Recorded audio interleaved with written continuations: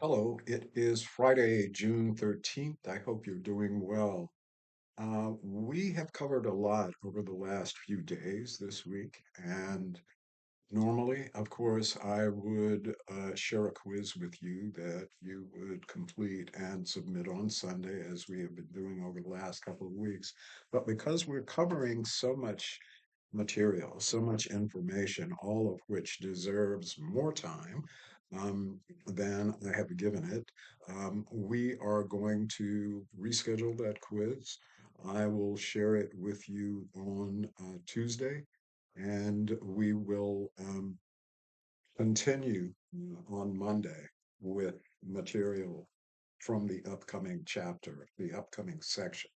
But I just want to give you the opportunity to go over, read the chapters in your text, and kind of digest all of the lectures that I have posted for you, as well as the related material in video form, etc., on Blackboard.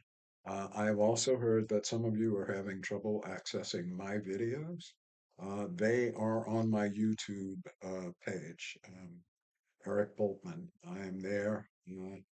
And the more recent videos, of course, will come up for you. Several of them I try to post as unlisted, sending them directly to you. That makes it a little difficult. You can access these videos, the most recent ones, um, just by clicking on my link, and they should come up for you pretty easily, or just going to my YouTube page. Um, we have been talking about Chapter 4, Festival Theater. And as we move forward, there is something I want to mention, and that is a theater convention. Theater conventions are established practices or techniques that are used by actors, playwrights, directors to tell the story, to bridge the gap between the imagination and reality, um, helping move the story along. In our discussion of Greek tragic theater and the theater of Dionysus, we mentioned a couple of them. One in particular is the Greek tragic chorus. Um, Once that practice was established in performance and the audience observed it, participated in it, saw it, they accepted it and understood it as a um, practice, something that would be used in future productions. Another example of a theater convention from Greek tragic theater is the skena, the scene house, the facade, in front of which all of the action of the play takes place. Um, and that facade doesn't change. So you ask, how does the audience know from play to play, from scene to scene, where the action of the play is actually supposed to be set? This happens through dialogue that the playwright considers in trying to establish the scene, or the director considers in trying to tell the story more effectively. Actors take that direction and follow through with it and help establish that. As we move forward, we later on in this lecture, we're going to move into chapter 5, which discusses theater during the Renaissance, starting in England. And we will discuss um, William Shakespeare's plays, specifically Hamlet, as well as his theater, The Globe. One theater convention that is practiced or established at this time, um, uh, in Shakespeare's time, in his writings, is the soliloquy. Now, we have seen soliloquies in previous plays, certainly. The soliloquy is a solo speech. An actor stands on stage basically alone and speaks directly to the audience. Um, In doing so, they are breaking what we now know or refer to or have referred to for centuries now as the fourth wall. Um, One of the questions on the previous quiz was about a realistic set with three walls, the box set. With a box set, the assumption, the idea is that the missing wall is that fourth wall that separates the action of the play from the audience, from the imagined world uh, and the real world. That is a theater convention. That is the box set is, as well as the soliloquy, speaking directly to the audience.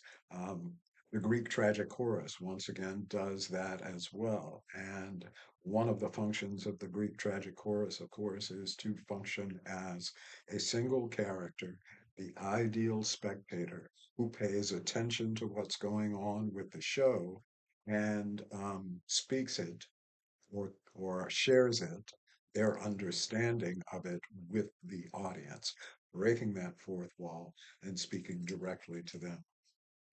We will see another theater convention that came to us or will come to us when we talk about it in just a moment during the Italian Renaissance, and that is the proscenium stage, as well as fixed point perspective, accomplishing that on a stage. Um, that is considered a technique established during this time, seen by an audience and in future plays, of course, when that happens, when we see it, we understand what's going on. So theater conventions, starting very early on in the beginning of theater in Western civilization in ancient Greece, and following us throughout the evolution of theater. When we came to the end of chapter 4, discussing festival theater, we were at the end of the Middle Ages, the medieval period. And we said that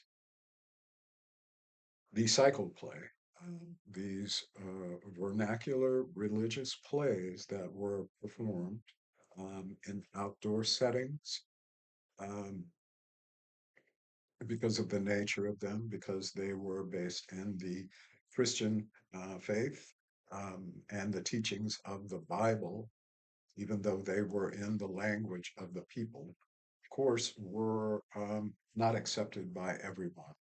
Um, and unfortunately, conflict broke out as people were watching these theatrical presentations that were um, it's quite honorable in their orientation, in their form. Unfortunately, conflict, fights, people were injured, some people were killed.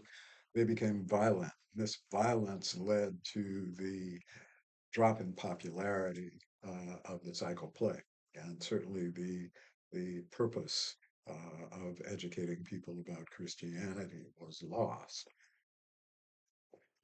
For that reason, we saw other forms of theater practice.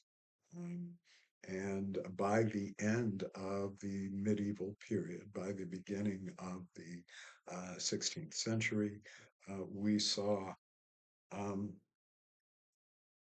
theater practices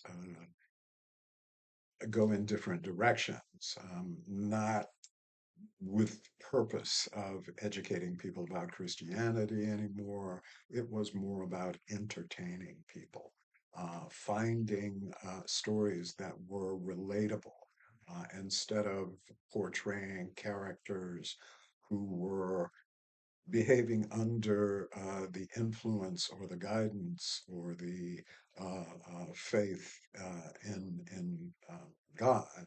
Uh, they were actually exploring their own personal circumstances. And much of this, of course, was humorous. What happens when something goes wrong? How do people respond to it? These were small plays that were performed. One example is something called mime, and it is not in the tradition of mime that we think of today. It is something different. These are short comic plays that are very entertaining. Um, Toward the end of the Middle Ages, wealthy people were able to hire groups of actors who could come in and create a play, turn it into a performance, and present it for this person um, who would be hosting an event. Uh, and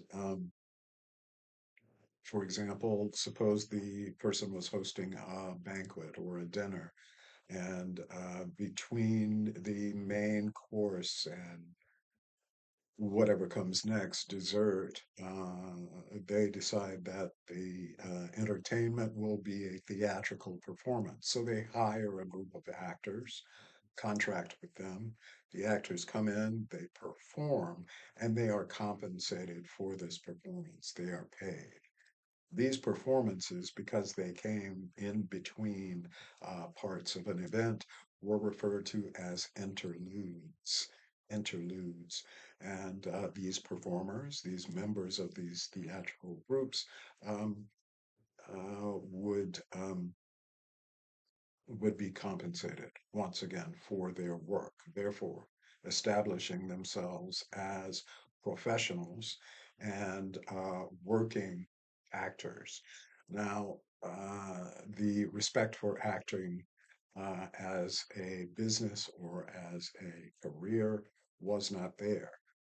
There was no business model, there was no profile for actors, so, for that reason, it was very important for acting to be organized around a business. This is what took place during the Renaissance in England uh, under the rule of Queen Elizabeth I.